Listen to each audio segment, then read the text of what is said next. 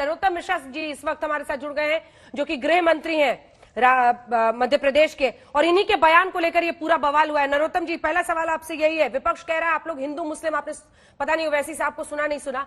बड़ा सवाल ये है कि क्या ध्रुवीकरण के लिए, उनका कहना है ये एक्शन इसीलिए लिया गया है क्योंकि आप लोग ध्रुवीकरण करना चाहते हैं इस देश में, इसीलिए बुलडोजर चलवा रहे हैं, मुसलमान ये कर रहे हैं, ये आप खुद गृह मंत्री कह रहे हैं। मिश्रा जी, उस दिन विपक्ष का ट्वीट नहीं आया जब एसपी को गोली लगी थी, जब मासूम बच्चा आईसीयू में भर्ती हो गया, तब विपक्ष ने ट्वीट नहीं किया था। न दिग्विजय सिंह जी ने, ओबीसी ने, न किसी और ने नहीं किया था ना।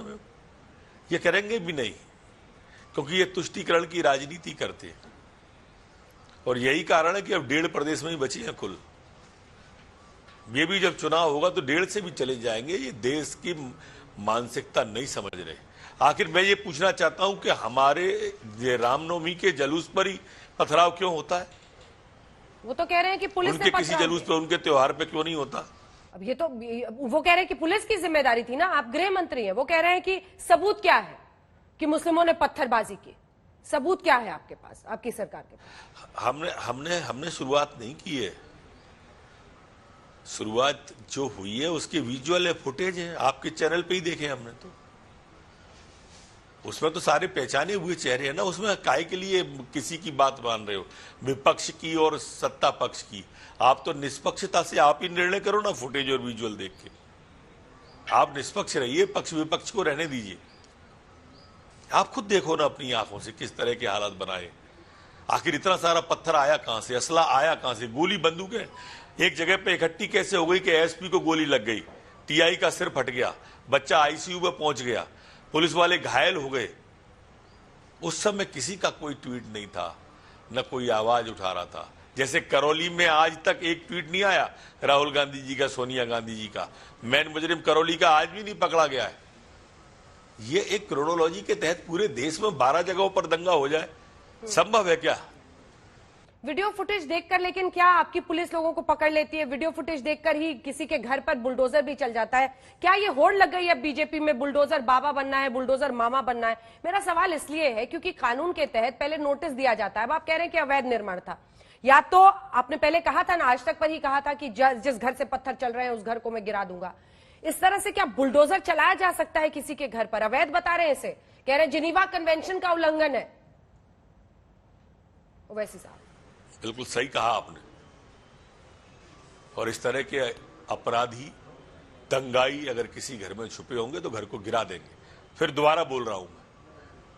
नरोत्तम जी, अभी तक क्या कार्रवाई की है आपने? क्योंकि सच सामने आना चाहिए, जो भी है। अगर सबूत नहीं होंगे सामने तो मामला नहीं बनेगा। अभी तक क्या आपने गिरफ्तारियां की है, कितने लोगों को पकड़ा है, क्या सबूत है, कैसे आप अपना केस बनाएंगे? कार्रवाई चल रही है, उसमें से कुछ 1 दर्जन से अधिक लोग, 19 लोग या 20 लोग जेल चले गए हैं। बाकी के अलग अलग बयान ले लेके कार्रवाई लगातार जारी है। अच्छा, ये बताइए, विपक्ष कहता है कि आप लोग ध्रुवीकरण के लिए सब कर रहे हैं। ये अब चुनाव कई राज्यों में होने हैं, गुजरात में भी जहां पर 2 जगहों पर रामनवमी पर हिंसा हुई, मध्य प्रदेश, अलग अलग राज्यों में जो ये हिंसा हुई है, उनका कहना है आप ध्रुवीकरण कर रहे हैं, आप हिंदू मुस्लिम नफरत फैलाकर अपनी राजनीति की बुनियाद को फिर से सजा रहे हैं चुनाव के पहले। अच्छा, आप तो बताइए ना, मध्य प्रदेश का हूं मैं, यहां तो सारे के सारे विजुअल फुटेज है ना, आप देख के बताओ ना। आप निष्पक्ष रूप से आप ही फैसला कर दो, आप खुद देख लो। जुलूस जा रहा है, कहां से पथराव हुआ, किन लोगों ने पत्थर फेंके, किन लोगों ने शांति भंग करी, आप खुद देखो अपनी आंख से। पर आपको साबित तो करना ही पड़ेगा ना किसी कोर्ट ऑफ लॉ में। सब कुछ सड़क पे तो नहीं हो सकता ना, या मुंह जुबानी नहीं हो सकता कि इसका बुलडोजर से घर गिरा दो। आपको साबित करना पड़ेगा। अगर आप इतना संगीन इल्जाम लगा रहे हैं कि मुस्लिम समुदाय ने ही पत्थरबाजी शोभा यात्रा पर की है, मैं आपके मुंह से अब आखिर में जल्दी से एक आखिरी सवाल आपके मुंह से समझना चाहती हूं, सरकार की तरफ से मध्य प्रदेश में जो ये खरगोन में हिंसा हुई है, सीक्वेंस ऑफ इवेंट्स क्या है? क्योंकि आप होम मिनिस्टर हैं, आपको पूरी रिपोर्ट आई होगी। क्या हुआ, कैसे हुआ, किस क्षेत्र में, वो कैसे बताएंगे? पथराव एकदम होना चालू हो गया। जब पथराव एकदम चालू हुआ तो भगदड़ मच गई। भगदड़ में भी वो हुए, लोग घायल हुए। एकदम अंदर से असला लेके लोग निकले, गोलियां चली, एसपी के लग गई गोली, टीआई का सर फट गया पथराव में, पुलिस वाले घायल हो गए।